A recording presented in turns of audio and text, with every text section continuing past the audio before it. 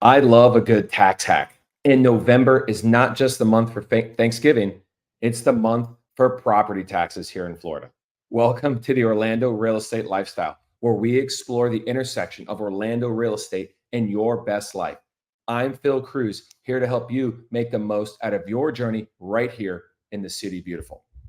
How did my parents sell their home in Miami to retire to Cocoa Beach, do a $200,000 renovation on the home they bought, and end up paying less property taxes than they used to? Why do some people never have to pay capital gains taxes? And what is that? And what the hell do our property taxes go for anyway? Clearly, today we're going to be talking about Orlando and Florida property taxes and capital gains taxes. We're going to talk about how to reduce your property taxes, how to avoid paying capital gains tax when you sell your home. What is your tax money actually used for and how is it calculated? And who actually pays your taxes and the discounts associated with paying on time. But before we get started, of course, I am a real estate agent, and one of my main lead sources are listeners like you. So when it's your time to make a major real estate decision, think of me, Phil Kruse. That's Kruse with a K, Kruse. And remember, that a portion of all my real estate commissions go to a charity of your choosing. If you work with me and we do a sale, you pick the charity. My clients just recently picked the Ronald McDonald House. It's an amazing charity. I'm meeting with them next week for the check presentation. If you don't have a charity you're passionate about, you can donate to the charity I mentor with in downtown Orlando called the New Image Youth Center. They mentor kids and give them a place to go after school, tutoring in the Paramore area of Orlando. Don't forget about my social media channels. You can find me everywhere. Just Google Phil Kruse, Kruse, Instagram, Facebook, LinkedIn are my three most important ones. Of course, I'm on YouTube, and jump on your podcast platform on either YouTube or Spotify, etc. Like and subscribe to my podcast. I provide all kinds of useful content, real estate, ways to save you money, and of course, all about Orlando lifestyle. I love Orlando. I have so much information about Orlando in general. I'd love to help you out. So here we go. Look, most people don't want to pay taxes. We're so lucky that we live in the state of Florida. Maybe you're considering a move to the state of Florida where we don't have any property taxes. We don't have any income taxes. Of course, we have property taxes, and we're one of the few states in the state of Florida, in the country, that don't have an income tax. But as I flubbed, of course, we do have property taxes. So let's talk about how to reduce your property tax burden. And have you ever actually paid your own property taxes? Right? Have you ever written a check to the local taxing authority? Maybe you haven't. So let's talk about reducing the property taxes first. The easiest and the lowest hanging fruit is to pay your property taxes early. I mentioned November as the month of property taxes in Florida. That's actually not true. It is the first month, though, that you can actually pay your property taxes. Your property taxes aren't due until the end of March. So next year, March of 2025. But if you pay now in November, you get a 4% discount. So everybody generally pays their property taxes in November. If you wait till December or January or February, that discount gets reduced by 1 percentage point each month. So if you pay November, it's 4%, but if you pay in December, it's a 3% discount. In January, it's a 2% discount. Look, the county wants their money. They want to make sure that you as a citizen pay your taxes, so they incentivize you to pay early. This is something that manufacturers do in business and incentivize their clients to pay their bills early, and they get a discount. Another way you can reduce your property taxes is something called Homestead Exemption. This is a huge program that the state of Florida started in about 1992, and it really benefits all homeowners out there. If you just bought a home this year in 2024, you want to make sure you apply for your Homestead Exemption before February of next year. That's really the deadline. So get it done, and this is what it's going to do for you. I'm going to explain what Homestead Exemption is. The county, in this case, Orange County is the biggest county in Central Florida. So we'll focus on Orange County, but all the other counties pretty much do it the same way. They're going to assess the value of your home. They're going to find out what's the market value of your home. And they have two metrics: market value and assessed value. If you buy your home and you move in, that market value is the same as the assessed value. Let's say you bought your house for $500,000. That's easy. The county can see the records of the sale. They're going to see it's worth $500,000. They're going to say that's the market value of the home and it's the assessed value of the home. Well, if they're going to do that, then what's the point of having two different metrics? The assessed value is actually the value they're using to tax you, and it can be reduced with homestead exemption. Sticking to our $500,000 example, if you have your home under homestead exemption and the housing market continues to go up, usually goes up about 7% a year, although the past 10 years, especially during COVID, it's gone up a heck of a lot more than that. With homestead exemption in place, they can only raise the assessed value of your home by 3%. So after owning your home for a few years, if you are like me and you're a real estate nerd and you go on the Orange County property appraiser's website, you're going to see, hey, what's the market value of my house? I bought it 5 years ago for $500,000. It says the market value of my house is now $750,000. Good for you. That means you probably have $250,000 of equity sitting in your home. But the assessed value only says something like 540,000, something. I'm not going to be able to do the math that quickly because they can only raise your property values in the assessed column 3% a year. So instead of getting taxed on $750,000 of the value of your home, taxing you based on that number, they're actually going to be taxing you based on that lower number. So getting that homestead exemption is huge. And the longer you stay in that year, the longer you stay in that home, the more savings you're going to realize. And this is what's even cooler. And a lot of people don't know about this. I didn't even know about this until I helped my parents sell their home in Miami. If you sell your home anywhere in the state of Florida and it's a homestead exemption home, meaning it's your primary residence and you've registered it for that discount, whatever savings you have, whatever difference you have between the market value and the assessed value gets to port over to your new home. Okay, so let's go back to the example. $750,000 is what the market value of your home is. But the assessed value is really more, say it's just at 500. So that difference between the market value and the assessed value is $250,000. That's because of your homestead exemption, okay? When you sell your home and you move to your new home, let's say you buy $1 million home, you've made it, it's time for you to move up, go live on a lake or something, you get to take that $250,000 of savings between the market value and the assessed value, and you get to apply that to the value of your new home. So you buy your new home for $1 million, it's going to be taxed at the rate, it's going to be taxed based on its $1 million value minus the $250,000. So in the eyes of the county, it looks like your home is only worth $750,000. That's called portability. There's a document you need to fill out. If you have a good real estate agent like myself, they're going to identify the fact that you're doing that. They're going to advise that you go ahead and make that portability happen, and you're going to save a ton. And that's actually what my parents did. And they had owned their home in Miami for over 30, 35 years. And when they bought it, it was worth like 80 grand. And when we sold it, it was worth over $600,000. So that's a massive amount of savings that they were able to port over, hence why they were able to have a lower tax bill after they did their renovation. Another thing you want to be aware of is in the summer every year that's already passed, you should have, if you're a homeowner, you would have received what looks like a tax bill from whatever county you're in, but it says right on top, this is not a bill, do not pay. And it shows you the changes in the market and assessed value of your home. And this is your opportunity to dispute if there's a problem. So let's say you're someone like me who owns multiple properties. Maybe you own some rental properties, maybe you own some vacant land. They're not homestead exempt, so they can go up in some cases wildly if the county goes through and reassess all their properties like they do every now and again. They do a fine-tooth comb, prices shoot up. You can call the county and say, hey, I disagree with your assessment. How did this happen? And maybe you can provide some proof that says your home or property should not actually be valued this high.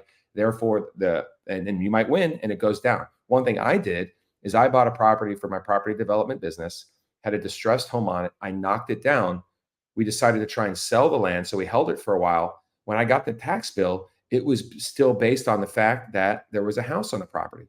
So I called the county and said, hey, look, there's no house on the property. This is just a piece of vacant land. I don't need to be getting taxed nearly as much. Turns out I was right. They did some paperwork and bang, dramatically reduced my tax bill. Now, who actually pays your property taxes? If you have a loan, your lending institution, your mortgage institution pays. You pay into an escrow account every month when you pay your mortgage. You pay the interest that goes to the bank. You pay the principal that goes towards the actual value of your loan. And you also pay the escrow. The escrow usually is an account that the bank holds and collects throughout the year so that at the end of the year, they can pay your property taxes on your behalf and also pay for your property insurance on your behalf. So if the previous year's tax bill, property tax was $5,000, or let's just say $12,000, we'll make it easy. Your mortgage company is going to divide that number by 12, and you're going to pay $1,000 a month when you pay your mortgage.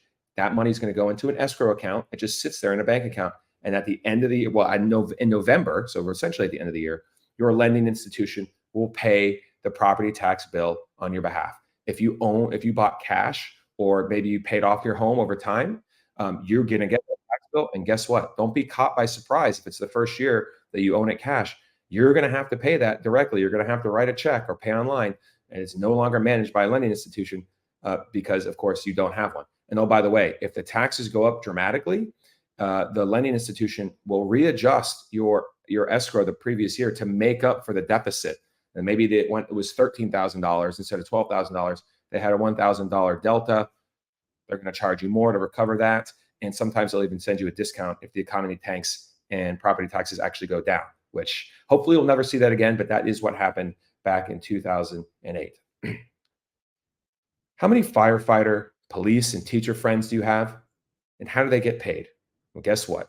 Property taxes. And how on earth are property taxes calculated? Okay. And what all do they go towards?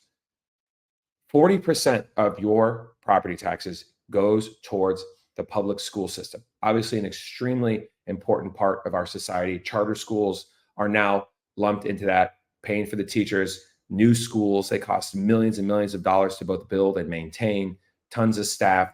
Very, very important. Our bus drivers, the whole infrastructure. So almost half of your property taxes goes towards the schools in your area.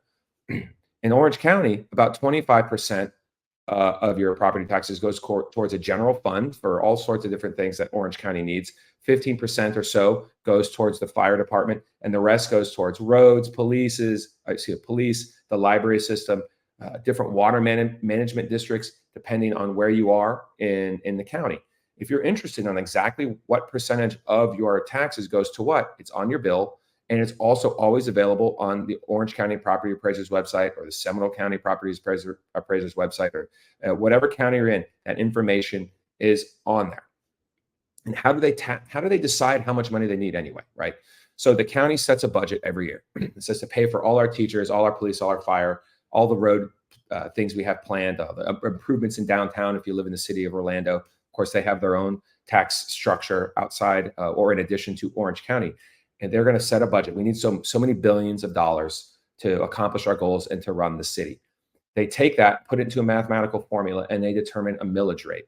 All right. A millage rate, let's call it just a mill. Let's start with an example. 1 mill means $1 of tax paid for every $1,000 of property value. So if the tax rate, the millage rate was 1, you would pay 1/1000th of the cost of your property in taxes. Of course, it's never just 1 mill. Right now, Orange County in 2024, depending on which district you lived in, is between 15 and 19 mills. So if you have a home that's worth $500,000, that's the assessed value, you're going to be paying roughly $7,500 in property taxes. This can change every year, and it usually does as city and county budgets change every year. Whenever they do change it, they get citizens involved for feedback. And on rare occasions, if usually in smaller cities, but if there's a major project that needs to be done, they'll do bonds and different things to adjust the millage rate in the short term to raise funds from the citizens to support something that can be used by the citizens. And note that Florida property taxes are actually higher than most other states. Why? Because we don't have any state income tax, which is great, by the way. I love not having state income tax. Most of our taxes really come from sales tax, right, to fund the state. So, and of course, the property taxes like we've been discussing. Let's pivot again here about saving you guys some more money. I had a client contact me in a near panic. His elderly mom was about to sell her home, but was going to face a huge capital gains tax bill. And he called me to the rescue. He wanted to reinvest her funds into a smaller house and avoid the giant tax bill. So how does that all work? What I'm talking about is a 1031 exchange. This isn't really property taxes, but it's certainly it's a tax associated with the selling of your house. So let's talk about what is capital gains taxes to begin with. That's what we're talking about. Capital gains tax is a tax that you pay when you sell your home, right? A capital gains, it's you make a large amount of money on a tangible sale, usually a house. You got to pay Uncle Sam. It's from the federal government. It's through the IRS. It's not a state or local thing. And it depends on how much you make. Depending on where you fall in the economic spectrum, your capital gains might be 0%, 15%, or 20%. Okay, 20% of the profit of the sale of your real estate could go right to the IRS. That's obviously a huge amount of money in some cases, especially for all of those, for you listening out there, has a huge amount of equity if you bought, anywhere before the last 3 or 4 years. You went through that huge COVID boom. This is a great thing that the state of Florida did, though, or excuse me, that the federal government did. If it's your primary residence, and that's key, okay, homestead and all that, you get to knock off $250,000 of the value, the sold price of your home relative to taxes, capital gains. So if you sold it for $1 million, it's taxed at a $750,000 value instead. If you're married, you and your spouse each get a $250,000 discount. So it's a $500,000 discount. So if you sell your home for $1 million, it was your primary residence. They chop that in half. Maybe you guys make great money. You get charged 20% capital gains, but they're going to apply that 20% only to the $500,000 number, not the million, because they cut it in half because you're married. So that's a great thing to understand. Now, there are some hacks we can discuss. So let's do that. You need to live in your home 2 out of every 5 years as your primary residence to get that capital gains discount. All right. So there are people out there, and I don't know how they do it, and they probably manipulate the system, but they can own a property and switch around the homestead exemptions to say, all right, this is now my primary residence this year. Technically, they're supposed to have to live there. I don't know who's checking. They can keep ping-ponging around their homestead exemptions and make sure they do that 2 out of every 5 years that they own their property. And whenever they go to sell it, they can realize that massive discount, either $250,000 or $500,000 of the assessed price of their home. So if you have a home that you recently left, it's a rental property for you right now, you realize you want to sell it, make sure you sell it within the first 2 years of leaving it and turning it into a rental property. Otherwise, if you change your mind, you do sell it, you're going to get dinged with a much larger capital gains tax bill potentially. So how do we avoid that whole capital gains rigmarole anyway? Maybe you don't want to deal with potential fraud and who knows what other people are doing out there to save the money, but it's not legal likely. There is something that is legal from the IRS, and it's called a 1031 exchange. Have you heard of it before? It's a tax deferral program, obviously from the IRS. You basically need to take the property that you're selling, use the funds from the sale of that property, and go buy what they call a like-kind property, essentially a property that's similar, right? It needs to be a house. Like if you went and sold your house and wanted to go buy a commercial office building, that probably wouldn't fly, although you needed, of course, check with an attorney or a CPA to confirm that. But generally, it's house to house or building to building, a like-kind property. From the day that you sell, you have 45 days to identify, and it could be multiple properties, target properties that you're going to buy. I can tell you during the COVID boom and a lot of these booms we've had over the last few years, that could have been very difficult. You go out there, you got 45 days, you put together a list with your real estate agent, you have 10 homes. By the time you find one that you really want, like they're all gone, and you got to get it done. So you better move quickly. So that's one of the stressors associated with a 1031 exchange is you got to do it fast.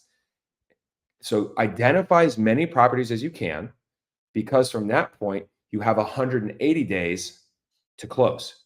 So if you can't close on one of those properties that you identified in the first 45 days, if you can't close in 180 days, it's gone. So you better be on your game. You got basically half a year to get it done. I'd love to help you with that.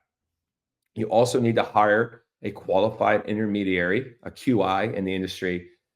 They have to be involved to handle the funds to make sure everything's above board. Usually a CPA or an attorney can help with that. If you need help with that, let me know. I'd be happy to point you in the right direction. And people do this, especially large business owners, people that own big office buildings, things like that, and people with large books of business, they can do this into perpetuity, essentially. Theoretically, you can keep doing this 1031 exchange, sell, 1031 exchange, buy and sell, 1031 exchange, buy and sell, and you're never paying property taxes. But remember, you will at some point, either you or the heirs to your real estate empire, right? Based on this fictitious person who keeps doing it, they're going to have to pay it eventually. It is deferred taxes. It is not a tax holiday. You will eventually have to pay, but hey, you get to keep that 15, 20% working for you, compound interest and all that, and get to ride the real estate market. It really can work for a lot of investors. And did you know this could actually apply to vacation homes even? So if it's a second home and you never use it, it probably won't apply to a 1031 exchange. Maybe you only use it a few times a year for your family's enjoyment. But if you use it as a rental property, whether it's a long-term or short-term rental, in the case of vacation home, you can still sell it and go through the 1031 exchange property, and they'll probably force you, or you'll need to go buy another vacation style home. Living in Orlando is the best. We have no state income taxes, great weather, super close to the beaches. And now you understand, at least a little bit, how our property tax system works. And you're going to be listening to this in November, more than likely. If you own your home cash or other properties cash, make sure you get it paid this month to get that 4% savings. You don't need to worry about calling your mortgage lender. They should be paying it on your behalf in November to give you that discount. But if you're curious, obviously go do so and confirm. And hopefully you learned a little bit about Homestead exemption, how to reduce your property tax burden. That portability metric is huge, especially if you're thinking about selling your home. Again, get me involved. I'd be happy to help you. And of course, I can help you sell your home at the highest price and fast. I have a podcast episode called The Auction Effect. Basically, get out of town the first weekend, price it aggressively, create a bidding war. I can help you go through that whole process. And always remember that a portion of my real estate commissions go to either a charity of your choosing or to the New Image Use Center. My podcast is chock full of information, how to live on a lake in Orlando. Episodes 1 and 2 about living on a lake. We got so many lakes. I've interviewed local business owners like Bruno Zucchini from Pizza Bruno, or Thomas Ward of Pig Floyd, Kelly Sen from Orlando Power Yoga. And I obviously have Orlando specific ones, like what's going on with our roadways, special, what's going on in the fall in Orlando, and obviously real estate tips. So go on there, make sure you follow me on YouTube, follow me on social media, on Instagram, follow me on Spotify. It really helps me a lot. I'm all over social media. Just Google me, Phil Kruse. That's Kruse with a K, Kruse. I hope you find this stuff helpful. It is my desire to help you and provide value to all of those listening out there. And I really appreciate it. And always know that your best life in Orlando is within reach. Keep embracing every moment. Cheers.